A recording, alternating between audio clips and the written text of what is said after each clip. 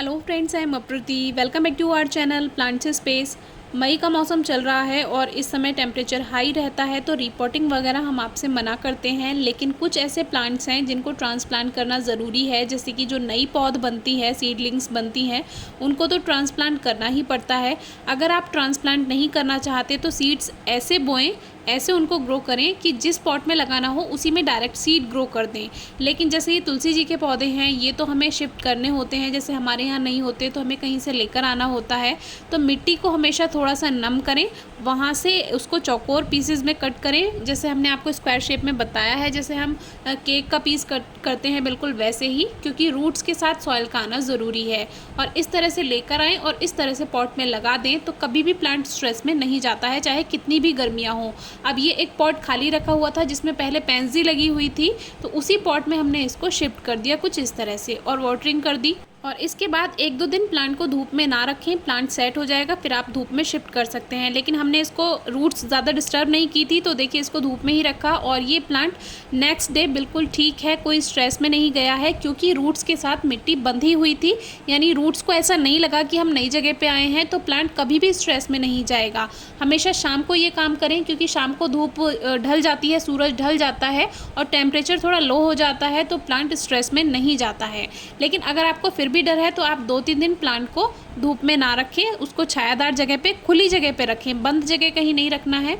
अब ये कुछ पॉट्स हैं जो कि खाली रखे हुए थे, और जो इसका पॉटिंग मिक्स है वो बिल्कुल ठीक है।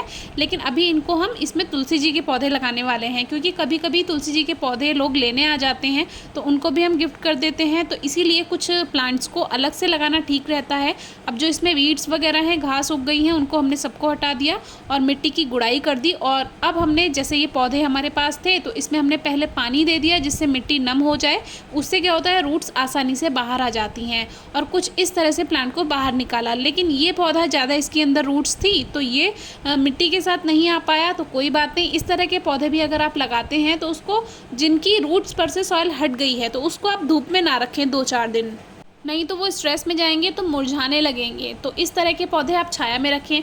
अब जैसे बाकी के पौधे हम ये निकाल रहे हैं, तो आप अगर चारों तरफ जगह नहीं है उसको केक की तरह उसको निकालने का, यानी जो पीस कट करना है वो नहीं निकल पा रहा, तो उसमें कोई भी नाइफ वगैरह से आप उसको ऊपर उठाइए, उसको बाहर निकालिए, वो आसानी से रूट्स के साथ ही मिट्टी आ जाती हैं।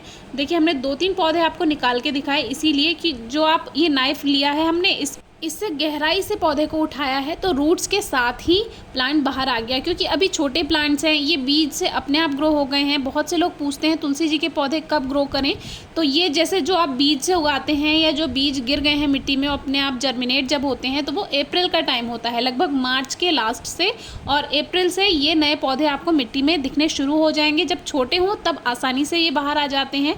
बड़े पौधों को बाहर निकालने में थोड़ा परेशानी होगी आपको, अगर आप नए हैं गार्डनिंग में, तो कोशिश कीजिए इस तरह के छोटे छोटे प्लांट्स आप बाहर निकालें, तो वो आसानी रहेगी। किसी भी प्लांट में जो भी सीडलिंग्स हैं, कॉस्मोस है, मैरीगोल्ड है, या कोई भी आपने सीड से ग्रो करने वाला प्लांट है, तुलसी जी हैं, उनको इसी तरह से आप बाहर निकाल सकते हैं।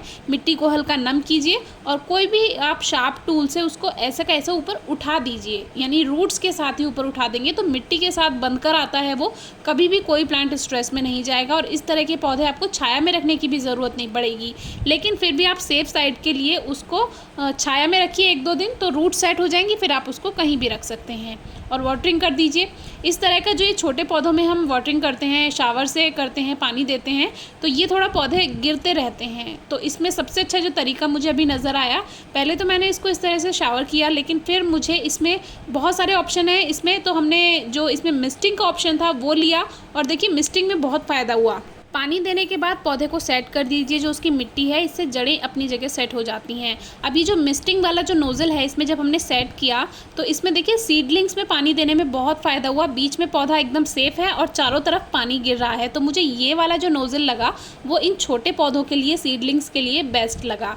तो इस तरह से आप तुलसी जी के पौधे या कोई भी प्लांट ट्रांसप्लांट कर सकते हैं। अभी तुलसी जी के पौधे आपको आसानी से मिल जाएंगे। अभी छोटे छोटे पौधे हैं, जो उनके बीज गिरे होंगे वो सभी जर्मिनेट हो गए हैं, तो आप नए पौधे इस तरह से शिफ्ट कर सकते हैं। कोई क्वेरी हो तो पूछिएगा। Thank you.